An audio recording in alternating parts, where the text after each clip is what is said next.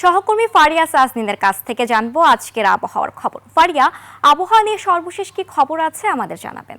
ধন্যবাদ বুশরা।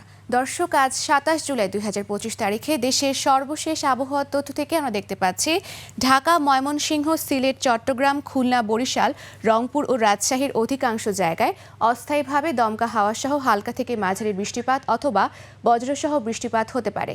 সেই সাথে দেশের কোনো কোনো জায়গায় মাঝারি থেকে ভারী বর্ষণ হওয়ারও সম্ভাবনা রয়েছে।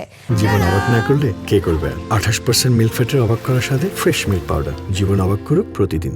গত কিছুদিন ধরে সৃষ্টিরত নিম্নচাপটি বর্তমানে স্থল নিম্নচাপে পরিণত হয়ে দুর্বল হয়ে গিয়েছে, যা বাংলাদেশের উপর মোটামুটি সক্রিয় এবং উত্তর বঙ্গোপসাগরে প্রবল অবস্থায় রয়েছে।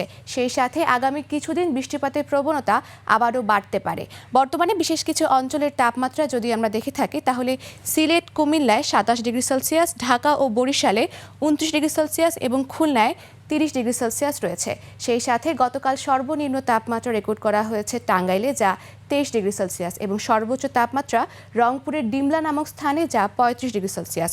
গত 24 ঘন্টায় ঢাকার সর্বোচ্চ তাপমাত্রা ছিল 33.1 ডিগ্রি সেলসিয়াস এবং সর্বনিম্ন তাপমাত্রা 26.5 ডিগ্রি সেলসিয়াস। সেই সাথে আজ ঢাকার আকাশ আংশিক মেঘলা থেকে মেঘাচ্ছন্ন থাকবে এবং দক্ষিণ অথবা দক্ষিণ পূর্ব দিক থেকে ঘন্টায় 10 থেকে 15 কিলোমিটার বেগে বাতাস প্রবাহিত হতে পারে। আজ সারা দেশের দিন ও রাতের তাপমাত্রা সামান্য কমতে পারে এবং আজ সূর্যোদয় হয়েছে ভোর 5টা বেজে 26 মিনিটে এবং সূর্যাস্ত হবে সন্ধ্যা 46 মিনিটে। দর্শক, এই ছিল আমাদের আজকের আবহাওয়ার তথ্য। ফিরে যাব বুশরার কাছে। ধন্যবাদ ফারিয়া আপনাকে।